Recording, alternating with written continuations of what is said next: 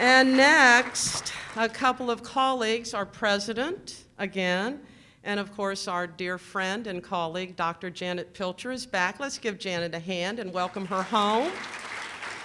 And what our two new leaders are going to tell us, what Dr. Pilcher is going to tell us, is what change looks like.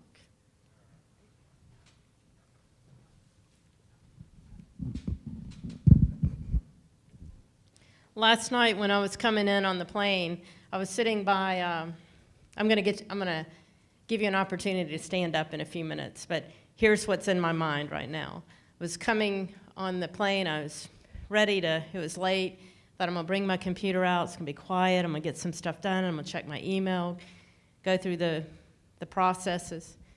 So the individual sitting next to me looked like he was in extreme pain, and he was doing all these kind of weird facial movements and moving around and just scrunching over. And so I started getting a little frightened because I thought maybe something is wrong. And so I asked him, shouldn't have done this. Are you okay? You know? And he said, no, I'm not. I'm in a lot of pain. I just had hemorrhoid surgery. So in the spirit of that, why don't you stand, just don't leave and take a break and go to the bathroom, but just stand for a few minutes.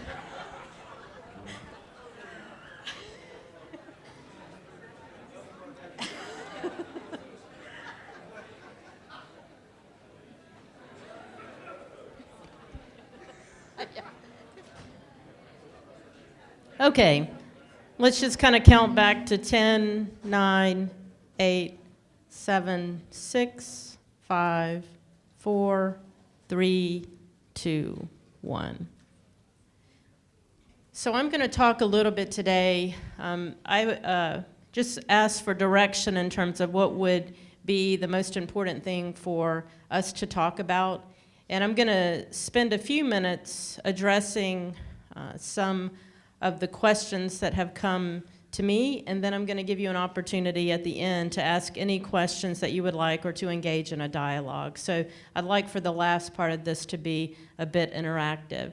What I will do in the first part of the presentation is talk a little bit about what we mean by change and leadership as we're looking at where we are now and where the future is ahead of us. I'm going to give an example. I was asked if I could give some examples of some of the work that we've done in K-12, just so that you can see what that work looks like over time. And so I'll give you some examples of some model school districts with some introductions of some superintendents and some board members. And then we'll come back to looking at how it fits into higher ed. Based on the work that we're doing together, what might the model look like? How do we begin to build out that model together? And where are we now and where could we be in the future? Okay. So I just wanted to start a few minutes just in terms of when we look at Studer Group, 95% of the work that Studer Group does is in the healthcare industry, and the individuals who work in the healthcare division work with over 1,000 healthcare organizations in the country. And for the most part, the organization itself has been very successful. We've won the Malcolm Baldrige Award in 2010, and we've been in the top 10 of great places to work in the past 6 years. So the work that we teach, we also live each and every day. And so part of my transition from higher ed into Studer Group was really not only learning how to engage with others to build better cultures in healthcare and education, but also to live that and manage a team myself or lead a team. And I don't want to I'll send these slides to you all so you can have any of the information here, but I just wanted to give you a little bit of introduce you to 4 other people who work with me, just to give you a sense of who works with me and what are their credentials. So the individual who leads the K-12 division is somebody who's been in higher ed, was in higher ed at the end of her career. For 5 years, she led the educational leadership program at the University of West Florida. But about 25 to 30 years, somewhere in between there, she spent her life in K-12 organizations at the senior leader level. We also have a research and development leader, Dr. Julie Kunselman. Her background is in policy studies. She's a University of Louisville graduate, and she's been in higher ed, non-K-12 education. She actually was a Teach for America grad and taught for a while, but her work was mainly in policy studies and criminal justice.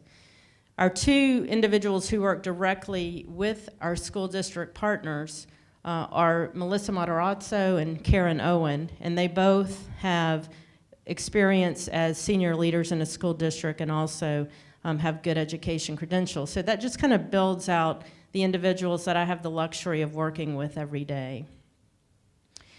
Just to give you a sense too, I would say we started strong working with school districts about 3.5 years ago. And so we are now working with 18 partner school districts across the country. This just gives you a good representation of where they are. One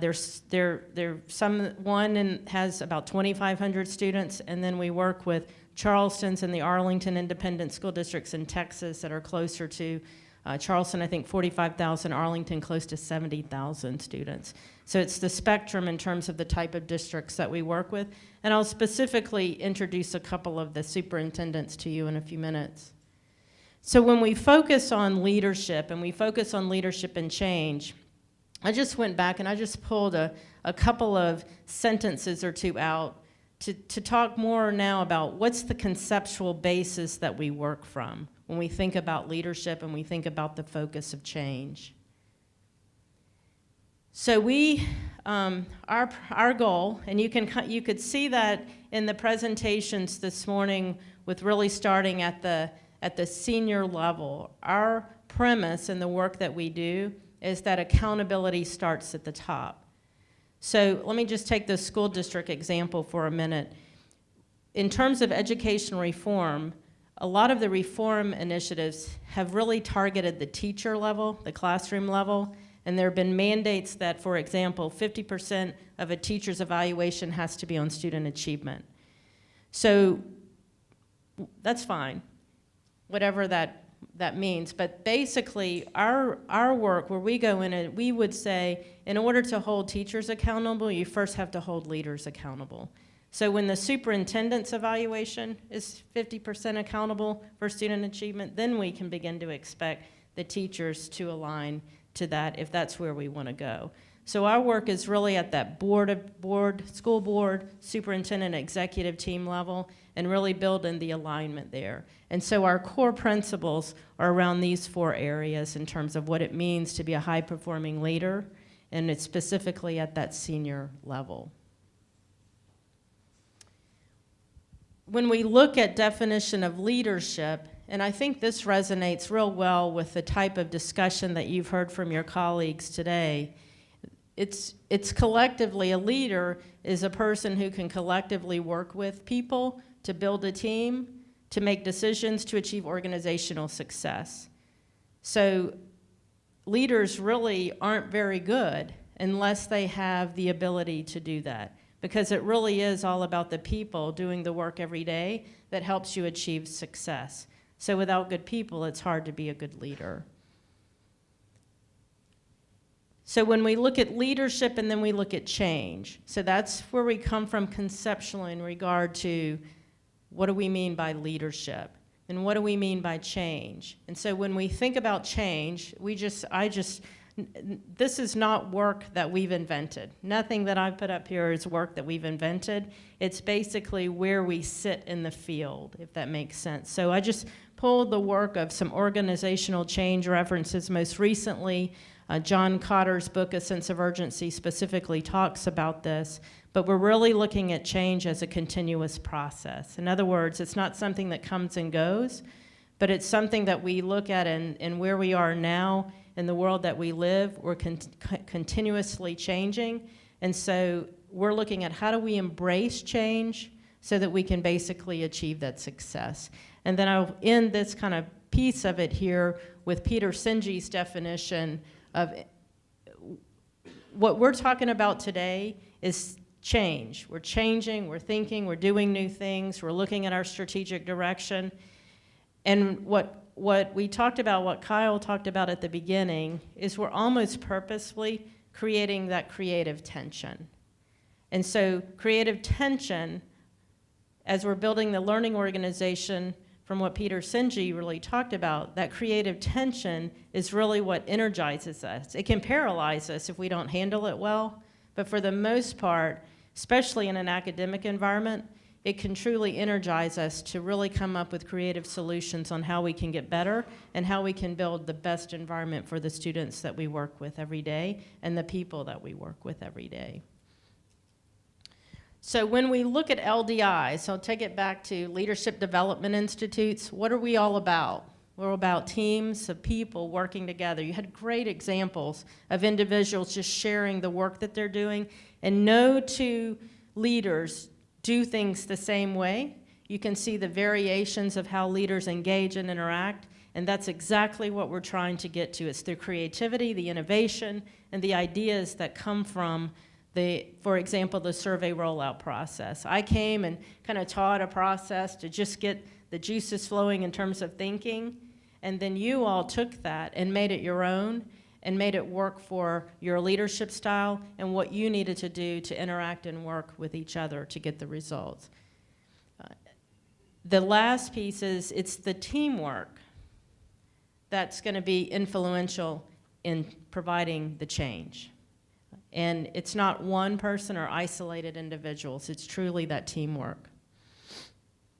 So what does it look like? And I could have picked healthcare. I just decided I just picked K-12 because it's what I've been working with over the last 3.5 to 4 years. And so I just wanted to show you, here's what it looks like when we work with K-12, and then we're going to begin to tease that out. Then what might it look like as we are working with higher education? I don't have the specific answer to that. We're going to define what that looks like together. But I'm going to go ahead and I'm going to put a picture up on what I'm thinking it's looking like. And that picture is draft in terms of what it looks like. Here's what we use. There's always a picture, right? So here's what we use in terms of the continuous improvement process and in K-12 education. It's the same, so they have accreditation processes. We're looking at continuous improvement, just as higher education institutions do. So we're looking at diagnosing, choosing actions based on that diagnostic, coaching for gaps, and then validating that when we say that things need to occur, validating those things are occurring, and then reassessing and re-diagnosing, and just continuously going through that process. What's important on this slide is when we look at what makes a good school district, it means that all schools and all departments within a district have to be excellent. So that's not so different than here. In order to be an excellent university, all colleges, schools, and departments have to be excellent. We can go most any place and find pockets of excellence, but what makes a good system is that when we're all achieving excellence. And that's what your strategic planning process and your strategic imperatives are all about. So I just put this, so what does the middle of that flywheel mean for the University of West Georgia? What we are calling principles are probably what you're calling your values. What we're calling pillar results are probably what you're calling imperatives, the results for the imperatives. And then you're probably going through some of that same process of diagnose, actions, coaching, and us reassessing as we go through that continuous improvement process. So more specifically, when we go into a school district, now this model will not be the same, okay? And it's not the same in healthcare. This is where we begin to become different. But when we go into a school system, we start a lot where we start here and looking at what's the strategic plan, what's your strategic direction, what's your strategic plan. If you don't have one, we got to help you build one, okay? And that's what we'll go in with the school district. And then we go into we look at the district scorecards, what are the major 6 to 8 key drivers that are going to determine how you define success. And then for them, we move it to leader evaluations. So after about 1.5 to 2 years, we're aligning their evaluation system to their goals. For what we talked about today, when we look at the scorecards that the senior leaders presented to you, those scorecards are really your senior leader evaluations. The extent to which we cascade down into an evaluation will be up to you in terms of what that looks like. And it will not be the same as it is in K-12 because the systems are different. Does that make sense to everybody?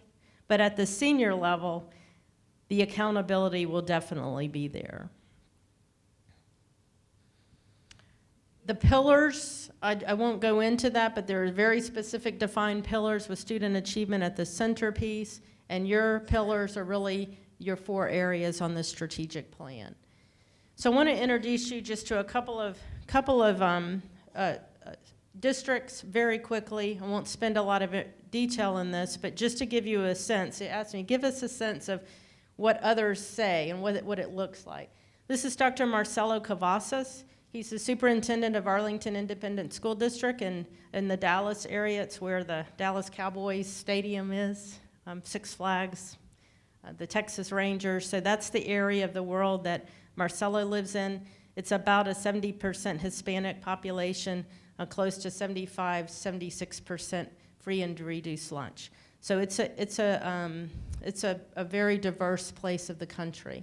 So I'm going to give you 2 videos. They're very short, but I want to give you a flavor of Dr. Cavazos and the geography of that for 2 reasons. One, it'll give you a sense of the district, but the other thing is it begins to give us a sense of what eventually these kids will grow up and come to us. So you begin to see it's a world out there that's an unbelievable world. And I think the work that I've had the pleasure to do in the last 3.5 years is really enter the world of those students every day and the work that the professionals do. And those are the students who come and grow up and we have an opportunity to leverage their future. What I wanted to show, this is just a clip. We do an employee engagement survey with the school districts. It's a Gallup-like survey. It's 14 questions, and 10 of those questions are about the individual's leader and input to the leader, and then there's 3 questions about the superintendent in terms of leadership, and then 1 question that's basically a general question to employees. Would you recommend your own school district to somebody else? And so this is Dr. Cavazos rolling out or just talking about the rollout process, just as you did this morning, and what they do with that same process with the district. So the one thing about working with school districts, it's very political and very public. So most of what we've encountered is when we put out any information in terms of results, then we work with Dr. Cavazos to talk about how to address the media, how to really look at the results, because we roll them out to the board as well as to the superintendent. And so he's really working through the process as well, not only internally, but with the media and externally. So when we look at, one of the things I wanted to put in terms of Arlington, when we started working with Dr. Cavazos and the board, they were putting forward a bond initiative. And so one of the things that we just work partner side by side with them is what do we need to do as we work through this process to help leverage your community and the engagement of people in your community to build the positive nature about what you do so that you can achieve your bond result. And this past spring, they passed a $663 million bond, which is it's incredible in this day and time in terms of the community support. And it was about 70%, I think it is, about 70% of a positive vote toward that bond. So it's all in the way that they're engaging. So although it's different in the university, you still have your way of engaging in the community. Fundraising would be a great outcome in terms of how we begin to build that engagement. So there's some commonalities there that are really important in the messaging. This is, and the last piece I'll show you from Arlington, and then I'll show you a futuristic type of example from Charleston County School District. But this is the first year, the last year report scorecard. And so every year what they do, these are the Arlington Independent School District's goals. You can't see them, but be glad to share any of it. But it basically, what I wanted you to see is we red, green, and yellow them. And so they look at after a year, what have they done well? What are they, and where are the areas that they need to improve, and how do we look at how we set goals and make those discussions for improvement? In Charleston County School District, Dr. Nancy McGinley is the superintendent there, and years ago, she and the board, we worked at the beginning stages with them here, and they did a community focus groups types of sessions to set what they called Vision 2016 goals. And so we started with what do we need to, what's Charleston going to look like in terms of looking at how they define success in 2016. And so what we're beginning to do is, those are the goals that the community provided input in terms of what they said are important. We work mainly with them with the employee engagement, parent satisfaction piece, and provide guidance and dialogue in their 45-day cycle planning process for looking at student achievement measures. But what you begin to see is where they're making progress. Again, sometimes if you look at third grade math, they had, blue means they hit their stretch goal, and then the next year they're in the red. You know, so that's where we sit around and we work and strategically work on what happened. And then when we create action plans with them, what do we need to do in order to get it back to the blue? Why did it go from blue to red? And it's just those engaged conversations with teams to help solve those problems, not unlike what we've heard throughout the morning. Chris Frazier, last slide for the school district examples, but Chris Frazier was the board chair when we first started working with Charleston County School District in South Carolina. And here are some things that I just pulled out of a video and interview that we had with him, more honest and open, transparent communication with the superintendent. So the boards are all about superintendents. I mean, the boards are all about transparency and dialogue and engagement and relationship with the superintendent.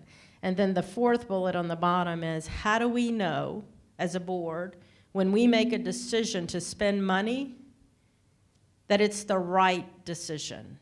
And so that's what we found as the underlying, so we're basically kind of in the mini program evaluation business almost, if you can think of that. So we'll look at, for money that's been spent in particular areas, how do we go in and do the research that's connected to that to help the school district define and answer those questions?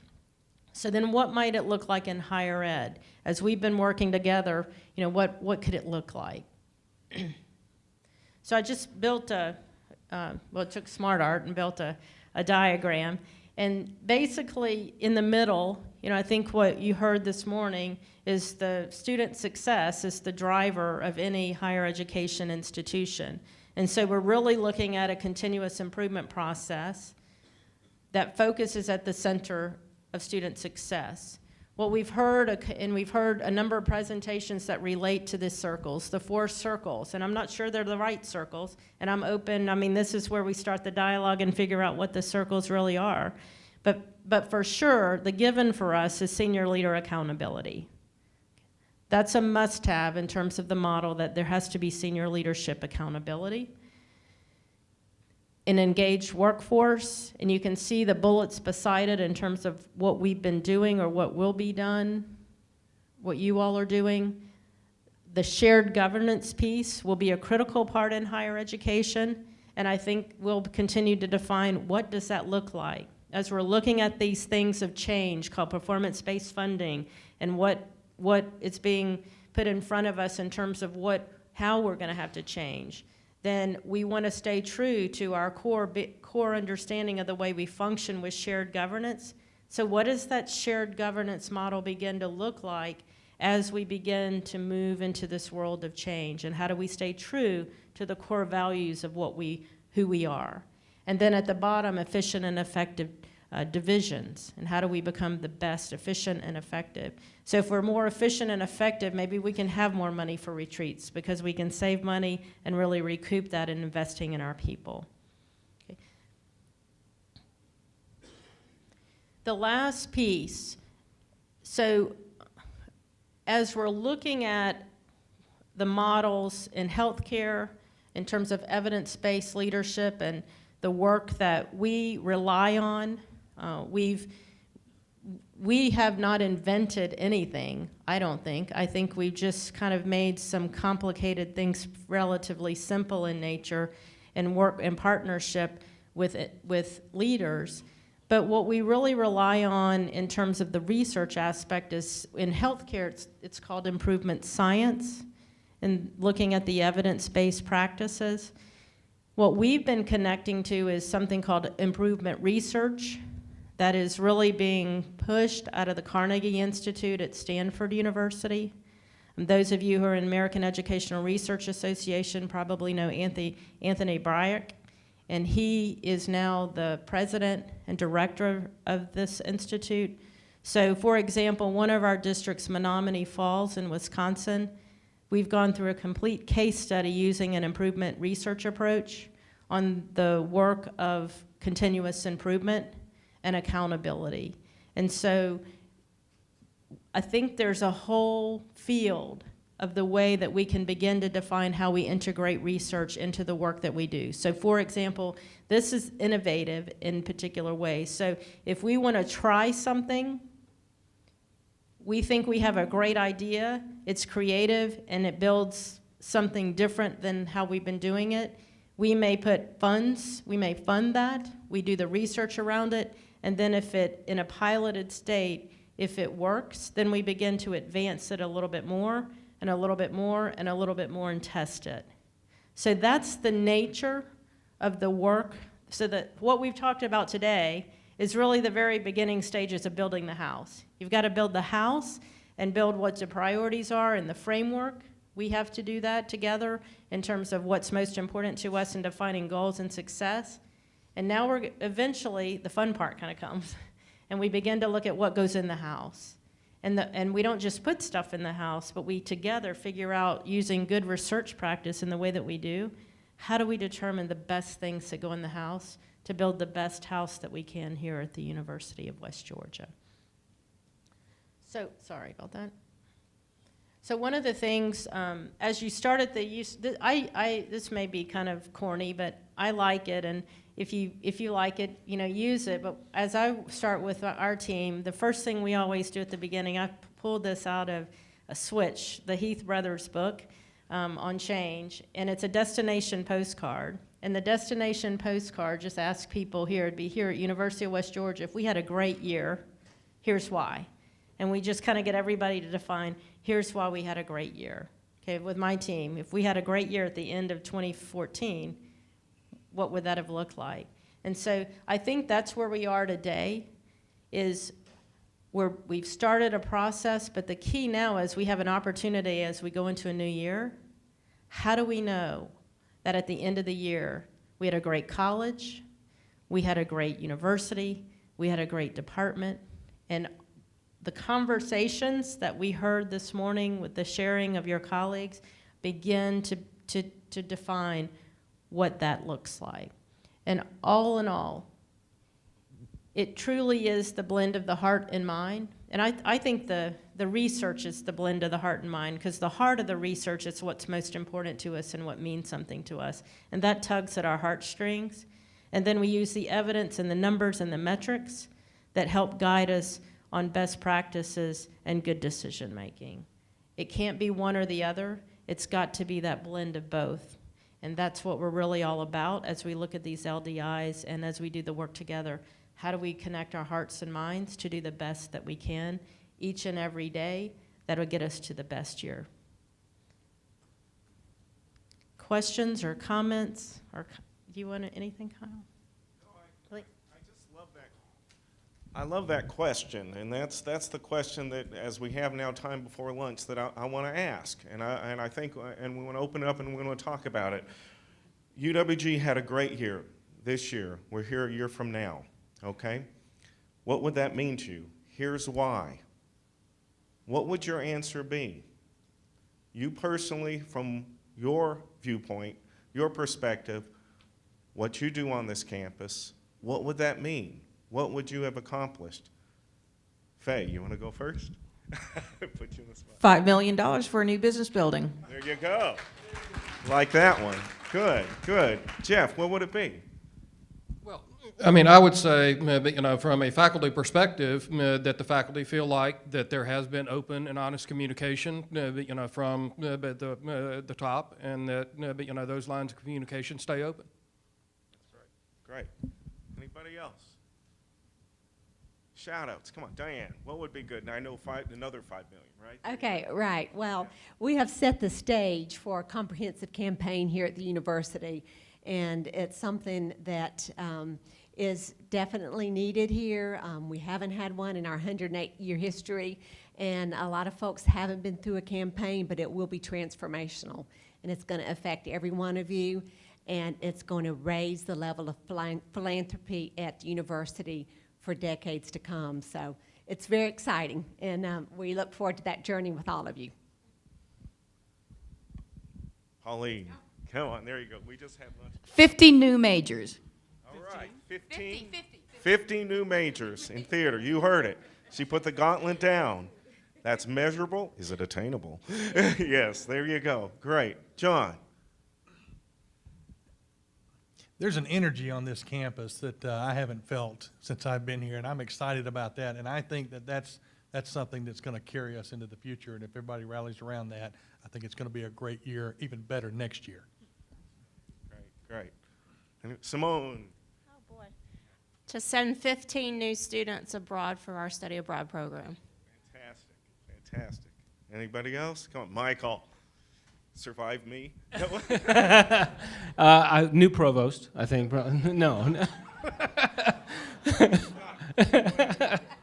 No, I think, there are all kinds of material things we could name, more millions and more buildings and more students and more majors all around. But I go back to one thing you said early on, which is the sense that there is a default response to things here that is positive as opposed to negative. That, we have faculty who are happy and staff who are happy and students who are happy, and when something goes amiss or when there's some communication bubble, we're confident that we know where to find it and that we're going to find it, and we're not going to be terribly disappointed with what we find.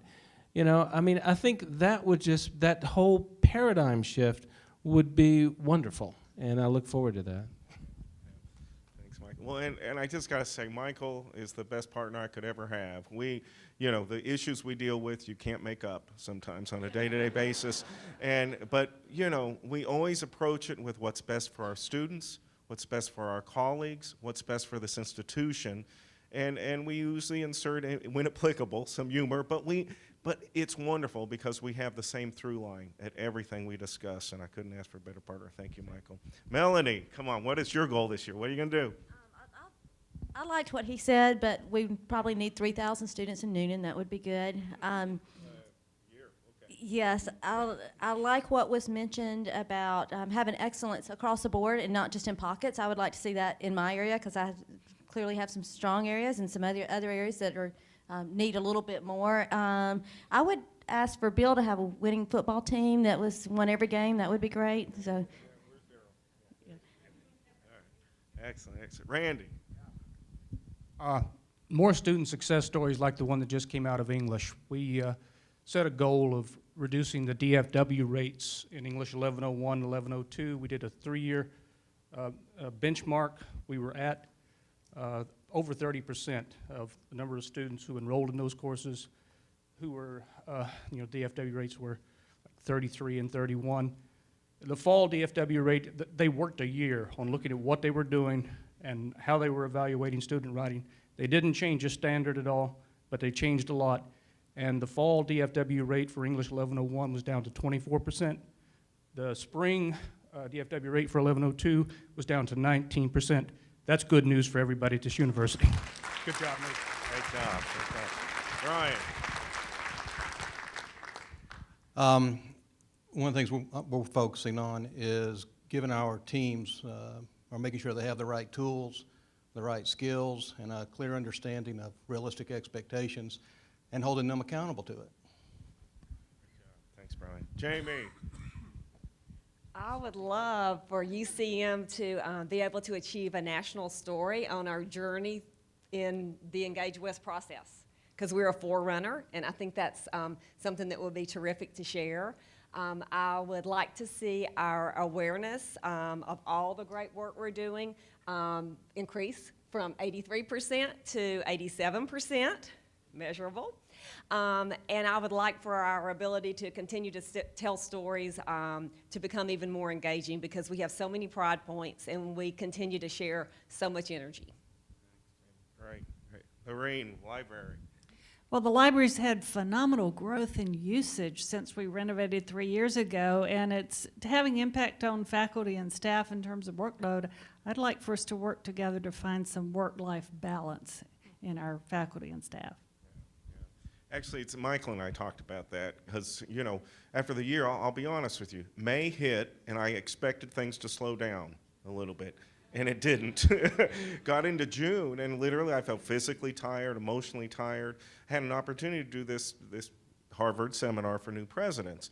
And one of the things that we talked about was we had to find time as individuals for balance and things that energize you, to focus in your, whether it's work or your off work time, something that energizes you. So I challenge each of you to do that. If that's family, whatever that may be, balance. Because your happiness, the environment, not only in what we're doing here through the Engage West methodology, but even more important, your personal balance and your ability to bring that energy to campus in your work is only going to make the environment better. So thank you for that, Lorraine. All right, volunteers, Dale. I'm with the ITS Project Management Office, and one of the things we do is to make your work better and to bring your projects to completion. And one of the ones I hope to see further along this year is the wireless be expanded across campus and make it more ubiquitous. Yeah. And that is happening. It's very, very exciting. Sal.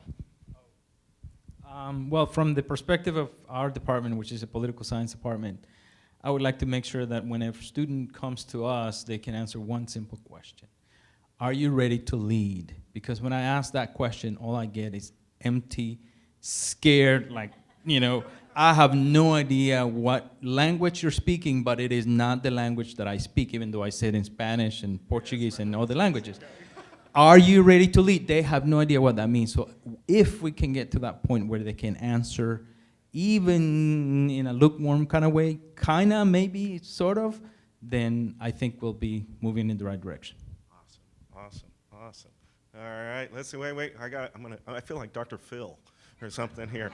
All right, I'm going to put Jane McCandless on the spot because Jane, let me tell you a little bit about what we're doing as part of this, because as Janet said, we're the first to journey in this spectrum. She showed you K through 12 examples. We're creating this, and I think if we can all accept as we're creating it, it's going to be messy at times, but at the end of the day, where we are, it's always going to be better, because we're always continuously improving. Change means that we're striving towards continuous improvement. We have the vision out there, so let's work together to find that, and part of that was the survey. We knew first time out of the gate, the survey is what it was, and it gave us clear direction of where we need to address what we need to do. We also knew for this effort and the risk, frankly, the risk we're putting ourselves at to be part of this journey, we wanted to have skin in the game at the end of it, and we believe we have the expertise on this campus to create a survey mechanism that could be the standard in the entire higher ed industry.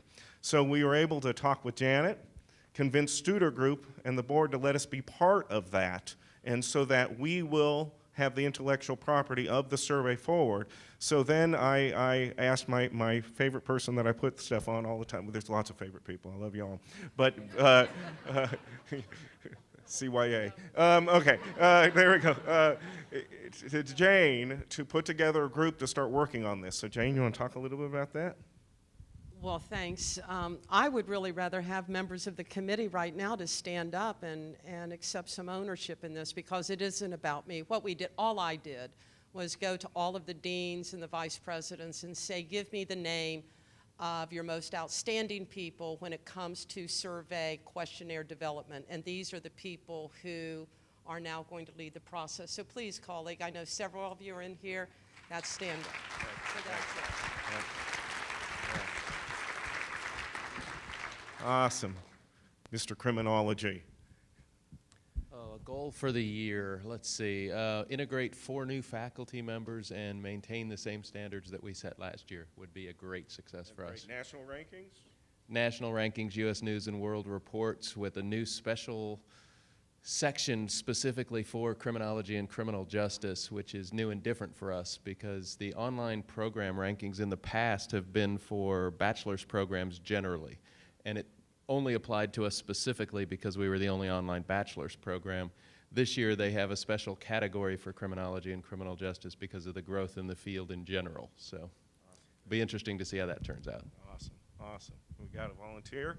The first volunteer. My name is Chad Davidson. I'm the director of the School of the Arts here. And a lot of what I do focuses on community outreach and student recruitment, but I would kill to have a showing like this at one of our events. So a year from now, I'd like to see a lot more faculty and staff involvement in all of the activities we put on. They're free, and you might even enjoy yourself. Great. Hey, great job. Thanks, Now, first, before Justin does, I have to say I got a little verklempt with Justin's testimonial, what he read, because, boy, if you can be that vulnerable with your staff and write a statement like that, it means something that truly cares about changing the environment in his unit and what he does there, and so I want to thank you for that. Thanks. One of our focuses this year is going to really bring operations out of the shadows. We have a very large incomplete rate on our applications. That means that people actually pay $40 and don't finish it. So we're going to be a lot more aggressive this year. We're looking for a 5% drop, and we have some amazing operations team members. We're going to bring them out of the shadows. We're going to see a 5% drop in our incomplete rate, and we're really excited about that. Awesome. Great, great. We're hoping to graduate more students in computer science. Our placement rate has been 100% for the last 16 years. We just need to get more students through, so our graduation rates need to go up. Good answer. All right. Daryl. Well, Bill's already said we're going to win a championship in football, so I'll change course. I'd like to continue the relationship building and cooperation that athletics has with the university community. Athletics will play a very, very important part in the growth and exposure of our university over the next few years, and the cooperation that we have with the university is going to be essential. And we've done a great job of building that over the last few years, and continuing that relationship and building better bonds and communication with athletics and our university community would be my goal. Awesome. Awesome. Brendan? I'm Brendan Bowen, Campus Planning and Facilities. We would like to promote a culture of planning on campus, and to that end, in a year we'd like to say that we have developed what we call a planning toolkit, which would give all about their employment and graduate school plans after graduation.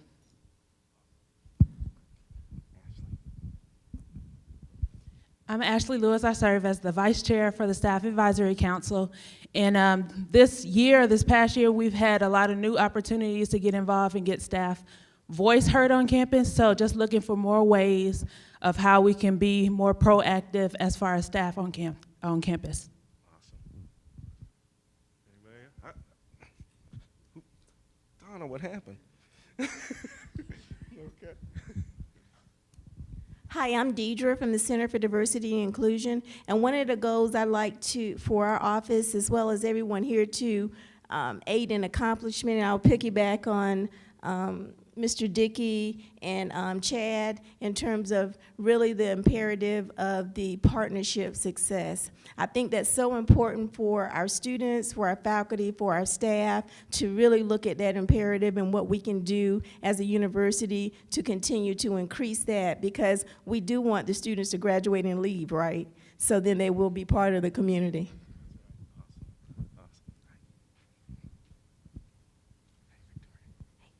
I think we have wonderful students here, have had wonderful students there, and I don't think we get that message out enough about what our students have done and what wonderful things they have done. For example, we've had 2 students in this past year who were West Georgia alumni, who went to medical school, graduated from medical school, and came back to the community and now are doctors in town. Excellent. Awesome. Lisa?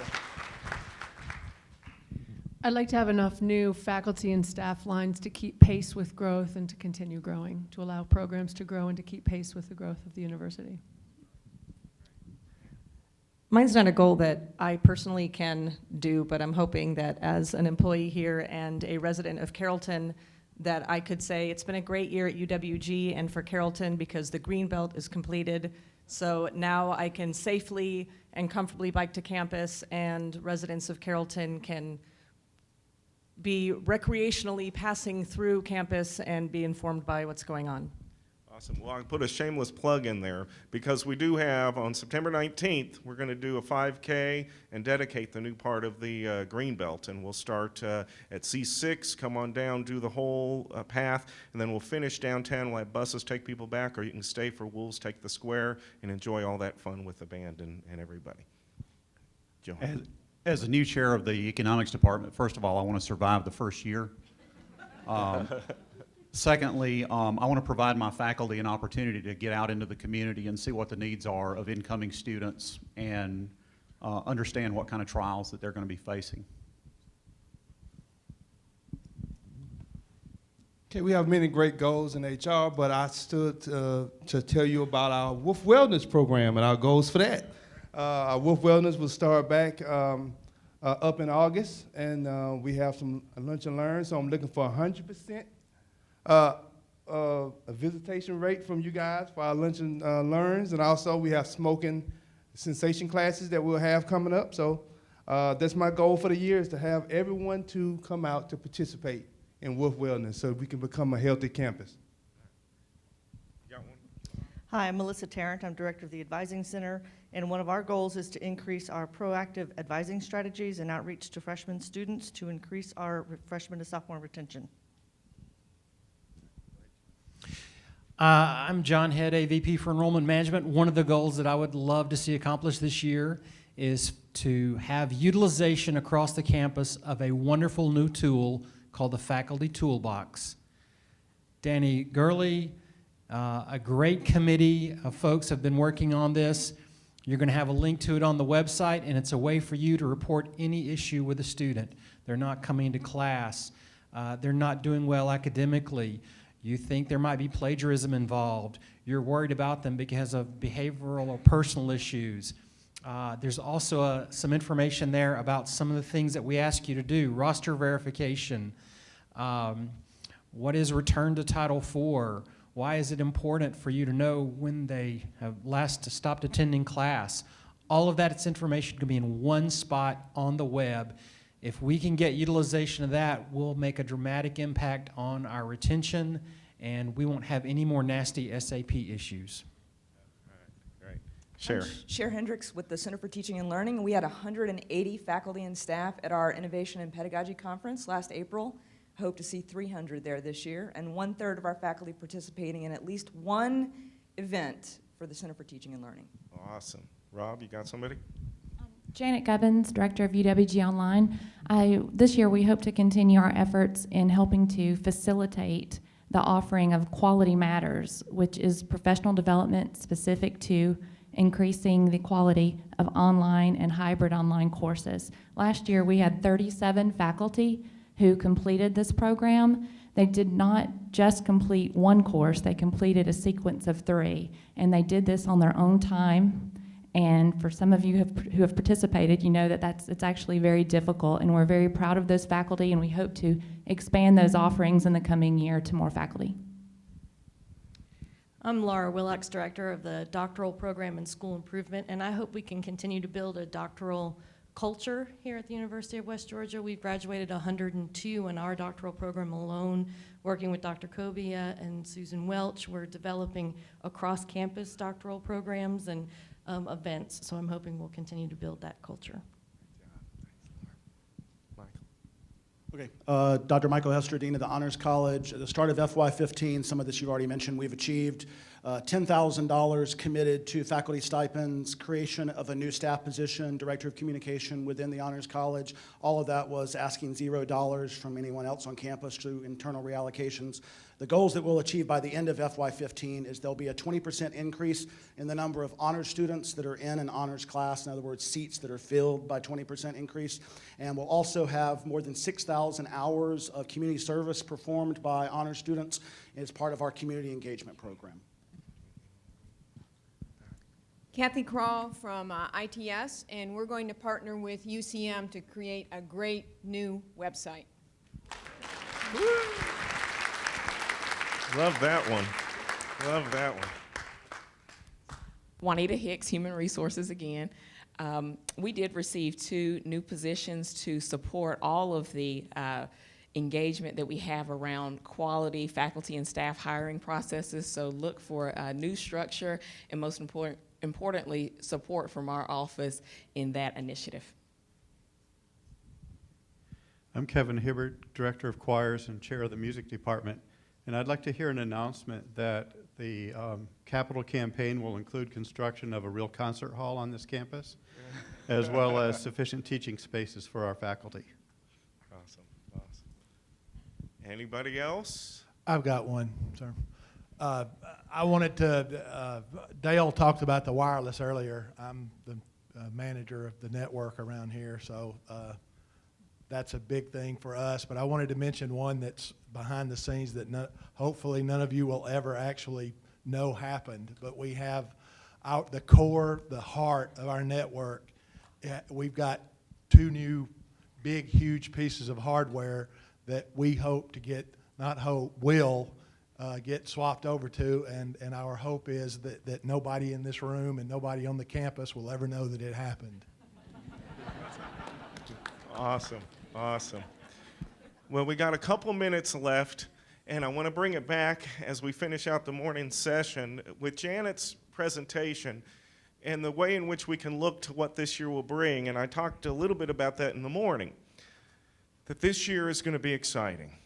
It's going to be exciting. You feel the energy, you feel where we're headed and what we're trying to achieve. But remember, and Dr. Eigel's going to go talk about that this afternoon, there's going to be frustration. There's going to be challenge. Anytime you have change, that's going to intersect and it's going to create those volatile moments. We have to find that default to where we know that's going to help us grow. And as the slide that was before the question slide, where the heart and the mind intersect, where our passions for what we do, because I truly believe that you as my colleagues, every single one of you come to work every day believing that you're doing a higher good here in higher ed. You chose this not for the money. I know that. You chose this profession because you believe in it, and you believe the impact that it can have. And so our job then, as senior leadership, is to equip you, to help you to be successful, to create those environments. And this process, it's going to be messy, folks, but it's going to be our process, and at the end of the day, we'll own it because we are invested in it, we are part of it, we are part of every building block along that way. As you heard with the action plans, everybody's doing it slightly different. That's beautiful. People ask for templates, for this, for that. We'll help organize that, but I'd rather you take the time in the dialogue with your groups to create what works for you, because it has to mean something. We aren't checking boxes. Yes, SACS is going to love us, inevitably, but that's not the reason to do it. That's just checking boxes saying we have to do this for accreditation. What we're trying to do, and what I've told my VPs and everybody else, don't make a goal and put it on there just for the sake of doing it and checking it off. It has to mean something. It has to mean something to you, so you're passionate about it every day to achieve that. So when you build your plans, when you build your action plans from the survey, when you build your SMART goals, think about, is this really what you're invested to do and make happen? And can you own it? And can the people you work with, can you lead them to own that? So put that all together. This morning was a lot of demonstration. We're going to eat some lunch. I want to invite you to look at the barrier sheets on the wall, add to them. You're going to see 2 sledgehammers awarded today because they're really breaking down barriers, and we need your help with that. There's going to be other activities from the social team outside also to play and do some things. Catch up on your email if you need to, but this is a time where you all try to engage with each other, get to know each other. This is an incredible opportunity for us here in a day to capture it on a gorgeous day like this. And so I will hand it over to our MC. Janet, you have anything else you want to say? Great. And she'll give us instructions before we head to lunch. Thank you all so much. I've been asked to make 2 announcements. Please remember that there are additional restrooms upstairs.